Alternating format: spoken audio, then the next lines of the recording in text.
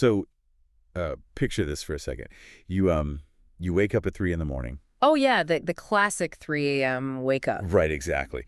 The room is pitch black, but before you even fully open your eyes, your heart is it's pounding against your ribs. Hmm. You've got this vague, cold sweat going on and this heavy, suffocating sense of dread sitting right in the middle of your chest. Like you can't even breathe properly. Yeah.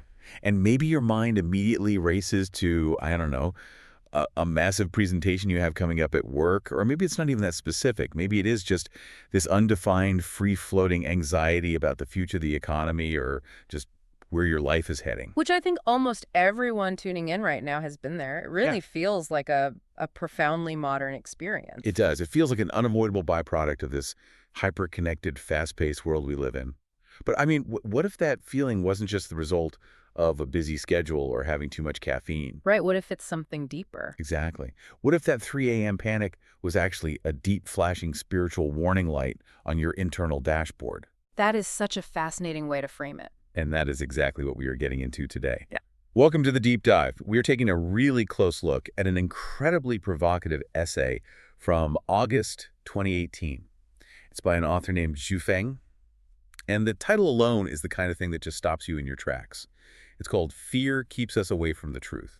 It really is a title that demands your attention right away. And our mission today is to take the ideas in this text and hopefully help you look at your own daily stressors through a completely different lens. Because we aren't just going to summarize an essay here. No, definitely not. We are going to explore how this author bridges the gap between very literal physiological anxiety, the kind you actually feel in your stomach, and deep, sweeping cosmic philosophy. It's a framework that feels ancient, yet it challenges our modern lifestyle in some deeply uncomfortable ways. Uncomfortable is definitely the word for it. Yeah, we are going to unpack the idea that fear isn't just an unpleasant emotion to be managed. It is, according to this worldview, a literal barrier to understanding reality itself. Okay, let's unpack this, because what I find so compelling about how this essay starts is that it doesn't begin up in the clouds with some abstract philosophy. It starts right in the human body. The author grounds the entire argument by actually quoting a clinical definition of fear from the Baidu Encyclopedia. Which is kind of wild for a philosophical essay. Right, but it works. It lays out these severe, undeniable physical symptoms. We are talking about a rapid or irregular heartbeat, sudden shortness of breath and blood pressure just spiking. Yeah, your biological system going into absolute overdrive. Exactly. It describes your face going completely pale, your lips trembling, your mouth going dry. It even mentions breaking out in cold sweats and that terrifying feeling of your limbs going completely weak, like they can't even support your own weight. It really paints a picture of a system in absolute crisis. And that physical crisis cascades immediately into a mental collapse. The psychological toll described here is just stark. It's like your brain just shuts down. It essentially crashes. Yeah. When you are gripped by that level of physiological fear, your brain's operating system just fails. The encyclopedia definition points out that fear fundamentally impairs human perception. Wow. Yeah, it scrambles your memory and it short-circuits your higher-level thinking processes. You literally lose your ability to accurately judge the current situation you are in, which then leads to behavioral disorders. You're acting irrationally. Precisely. You act irrationally because your brain is completely hijacked by the physical panic. Right. And I mean, that makes total sense if you are, say, being chased by a bear in the woods. Sure, survival instinct. Exactly. Yeah. But here is where the author makes this massive pivot. The text states that experiencing all of those severe symptoms when you are facing an actual sudden real-world crisis, say a car suddenly swerves into your lane on the highway, that is perfectly normal. That is just your biological survival instinct doing its job. Keeping you alive. Right. But what happens when that danger hasn't actually arrived? What happens when you are just sitting in your living room perfectly safe, drinking a cup of tea, but you are fantasizing about a financial ruin that might happen 6 months from now? Which is what most of us do every single day. Exactly. And the author explicitly labels this as abnormal. In fact, this kind of imagined fear is classified as a disease, specifically a psychological illness. It is a profound reframing, isn't it? In our current culture, we tend to normalize chronic worrying. We treat it as the price of admission for being a responsible, ambitious adult. We just call it being prepared. Right, being prepared. But this worldview argues that fabricating future catastrophes in your mind is an actual sickness. It's a malfunctioning of the human mind. Think about the stress that drags down your energy on a daily basis. How much of that fear is reacting to an actual present danger in your room at this exact moment? Usually none of it. Exactly. And how much of it is just an imagined danger that exists nowhere except in your own head?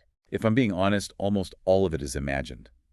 My heart rate goes up because of an email, not a predator. Hmm. But the essay doesn't just stop at calling this a psychological illness. It takes it a step further. This illness of imagination doesn't just give us an ulcer. It literally separates us from reality. And what's fascinating here is how seamlessly the argument moves from clinical psychology into a massive metaphysical claim. The central thesis of the entire piece is that fear physically and mentally breaks us down, yes, but far more importantly, it keeps us away from the truth with a capital T. I think we need to pause and define what is meant by the truth here, because the author isn't talking about getting your facts straight or winning a debate. No, not at all. The text defines truth as the Tao, which is a foundational concept in Chinese philosophy, often translated simply as the way. The way, right? Now, for the context of this specific essay, the Tao is described as the consciousness of the creator of everything in the universe. It is the ultimate synthesis of all cosmic laws and rules. So it's like the fundamental operating system of existence. Exactly. It's the code that runs the universe. So if fear keeps you away from the truth, the argument is that your anxiety is actively preventing you from connecting with the very fabric of reality. You are living out of sync with the universe. Here's where it gets really interesting. The author visualizes this separation in such a vivid way. The text essentially argues that fear is the ultimate spiritual compass, but it always points downward. Meaning the more fear you carry in your heart, the closer you are to hell. Right. But I want to clarify this because the essay describes hell as the lower realms of life, while heaven is the higher realms. This isn't necessarily framed as a physical place you go after you die. That's a crucial distinction. In this framework, heaven and hell are defined by your current state of being. Hell is defined by the presence of fear. Heaven is defined by the presence of joy. So if your internal environment and your daily life are saturated with anxiety and panic, this worldview suggests you are already inhabiting a lower realm. You are already in a form of hell. Conversely, the less fear you have, the higher your realm of existence. There's this one specific reference the author uses to back this up, but I have to admit the terminology went a bit over my head. The text mentions something called the Sutra of the Wonderful Dharma for attaining the right fruit. And it talks about the 8 realms of nothingness. Can we break that down a little? What exactly is a sutra and what are these realms? Let's simplify that because the underlying concept is actually really beautiful. A sutra is essentially an ancient Buddhist text. Think of it as a collection of teachings, aphorisms, or a manual for spiritual practice. Okay. This specific sutra is basically a roadmap for reaching ultimate spiritual enlightenment. It maps out that journey into 8 distinct stages or realms of nothingness where you gradually shed your earthly attachments. I see. What the author of our essay is pointing out is that one of those final ultimate realms of pure enlightenment is quite simply defined as no fear. Oh, wow. So the ultimate goal isn't necessarily acquiring some magical knowledge, it's the complete subtraction of fear. Precisely. The logic is that a person with absolutely zero fear is someone who has become completely one with the Tao. If you still have fear no matter how much you meditate or how successful you are, you have not yet reached that highest level of spiritual attainment. You are still disconnected. Which naturally brings up a really uncomfortable question. Oh, yeah.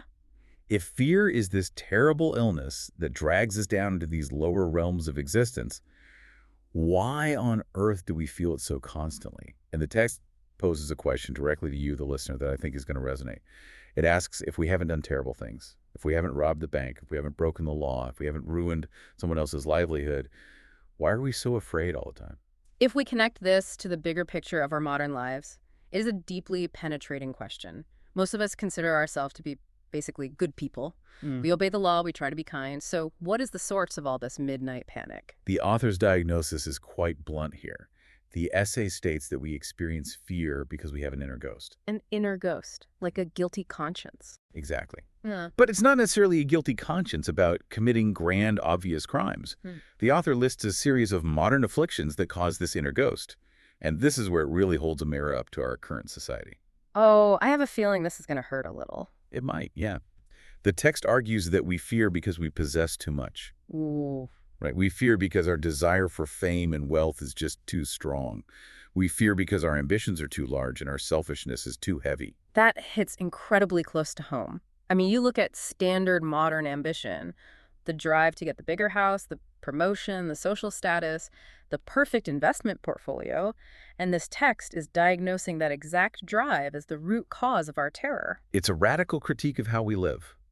We are culturally conditioned to believe that accumulating more things and securing more power will eventually make us feel safe. But this worldview argues the exact opposite. The text suggests we fear because we have gained things we perhaps shouldn't have, or because we are terrified of losing what we have artificially hoarded. Ultimately, it boils down to a lack of faith in the Tao. We are constantly afraid because we are clutching onto things, trying to force outcomes, and operating outside the natural flow of the universe. So what does this all mean? If modern ambition, hoarding wealth, and a general lack of cosmic understanding are the sickness that's around, what is the cure? How do we actually evict this inner ghost and align ourselves with this cosmic truth? The essay doesn't just leave us with a diagnosis. It provides a very specific prescription, which is to truly understand and internalize the Tao. And to do that, the author methodically outlines 3 specific principles or laws of the Tao. The argument is uncompromising. If you genuinely deeply understand these 3 laws, it should logically eliminate all fear from your life. Let's walk through them. I'm ready. The first is the law of cause and effect. This sounds a bit like traditional karma, right? The classic reap what you sow. Very similar, yes. The text quotes an old saying, "Heaven's net is vast, missing nothing." The principle here is absolute, inescapable cosmic justice. Good is rewarded with good, and evil is rewarded with evil. The essay stresses that this isn't a matter of if the universe will balance the scales, it is solely a matter of time. Heaven's net is vast, missing nothing. I really love that imagery. It implies that no one gets away with anything, but also importantly, no good deed goes unnoticed. Exactly. If you truly believe that you wouldn't need to stress about someone cutting you off in traffic or a coworker taking credit for your idea because the net catches everything eventually. That leads directly into the second principle, which is the law of balance. And this one is fascinating because it's framed almost like a law of physics. The text states that the universe's positive and negative energy perfectly equals 0. Meaning what exactly? What you put into the universe is exactly completely equal to what you get out of it. I want to dig into that because energy equaling 0 sounds a bit abstract. How does that apply to someone listening to this right now who is totally burned out at their job? Think of it this way. Modern hustle culture constantly tells us that we can cheat the system. If we just work 80 hours a week, sacrifice our sleep, and push ourselves to the brink, we can force a massively positive outcome without any negative consequence. Right, just grind until you win. But the law of balance says the universe is a closed system. You cannot extract massive amounts of wealth or success without an equal and opposite reaction somewhere else. Perhaps in your physical health, your relationships, or your peace of mind. Your output equals your input permanently and without exception. Exactly. When we try to force an imbalance, when we try to take more than we give, we generate immense friction. And that friction manifests as fear and anxiety. That makes so much sense. We are terrified because we know on some deep level that we are over-leveraged. We're waiting for the other shoe to drop because we've disrupted the balance. Yeah. Okay, so what is the third principle? The third is the law of universal operation. This law asserts that absolutely everything operates within the framework of the Tao. The text specifically notes that even massive entities like governments, corporations, and every single individual are operating inside the system. No exceptions. No exceptions. The Tao is perfectly just. The cosmic forces distinguish right from wrong flawlessly. Therefore, the author concludes, what is meant to come will come, and what is meant to go will go. That is the ultimate surrender of control. If you truly believe those 3 laws that cause and effect is an absolute certainty that the universe's energy perfectly balances out to 0 and that everything operates within a flawlessly just system, there is quite literally nothing left to worry about. The universe has the wheel. You can just sit back and do your best. But here is where the author delivers a very harsh reality check. Yeah, the logic here leaves no room for excuses. The text bluntly states that if you understand these 3 cosmic laws and you still feel fear, there is only one explanation. It is because you have done too many bad things. Wait, really? That feels incredibly severe. It is severe. The author basically says, if the universe is perfectly just and you are terrified, Who should be afraid other than someone who knows they have a cosmic debt to pay? It is a stark reminder that this worldview sees fear not as a random chemical imbalance, but as a direct, accurate metric of our moral and spiritual misalignment. So it's essentially a cosmic report card. And the author actually challenges the reader to do a bit of an uncomfortable self-audit here. And it's worth asking ourselves as we listen. Let's hear it. The text lays out specific criteria. Have you maintained truth, goodness, beauty, love, faith, sincerity, diligence, and harmony throughout your life? Have you avoided harming nature, harming society, or harming other life forms? The checklist goes on and it gets very specific. Have you wasted resources? Have you blocked someone else's path to success or ruined their livelihood out of competition? Have you shown disrespect to the divine or to your ancestors? The underlying point is that if you have truly been selfless, if you have moved through your workplace, your family, and your community with a genuinely kind heart, without taking advantage of others, there is no logical reason for the vast net of heaven to catch you. Therefore, there is no reason to harbor any fear. And to drive that accountability point home, the author brings up this incredible concept. The phrase used in the text is, "There are deities 3 feet above our heads." Now, obviously, that sounds highly mystical. Right, and whether you take that literally as spiritual beings watching over you or metaphorically as the inescapable reality of cause and effect psychology, the result is exactly the same. Total uncompromising accountability. According to this philosophy, every single word you speak, every action you take, and even every solitary secret thought in your mind is being monitored, judged, and arranged by the Tao. You are never off the record. Which brings us to a point in the text that I really struggled with, and I imagine some listeners might too. What's that? The author argues that if we are suffering, the problem is never external. It is always 100% within us.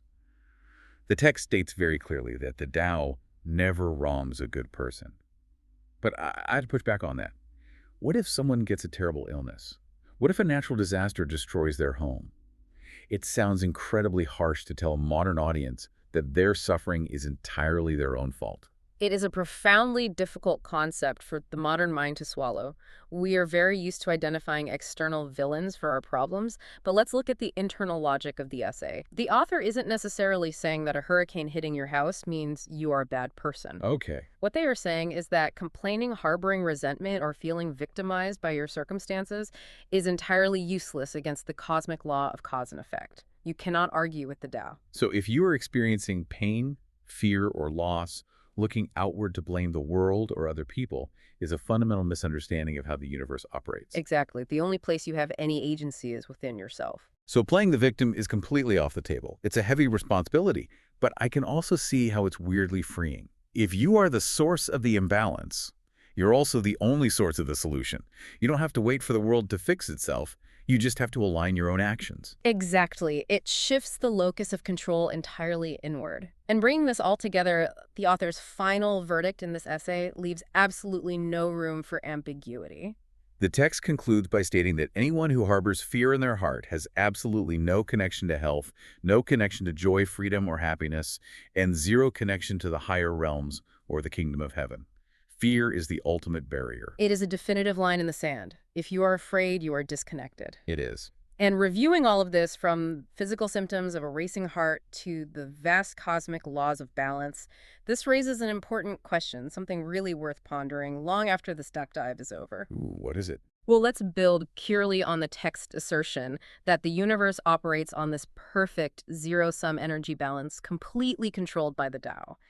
Everything that is meant to happen will happen, and justice is always served over time. Right. If that is true, could it be that our modern obsession with trying to control every single outcome in our lives, which is driven by that very ambition and material greed the author warns us against, is the exact mechanism that triggers the mental illness of fear? That is a fascinating angle. Think about it. If the Tao perfectly balances all energy, is our chronic fear simply the sheer mental and spiritual exhaustion of trying to do the universe's job for it? Right. Are we terrified simply because we are trying to micromanage an infinitely complex system that we were only ever meant to trust? Wow. Are we exhausting ourselves trying to steer a river that is already flowing exactly where it needs to go? Yeah. That is such a powerful thought to leave on. It definitely makes you want to completely rethink that 3 a.m. panic about the future. It really does.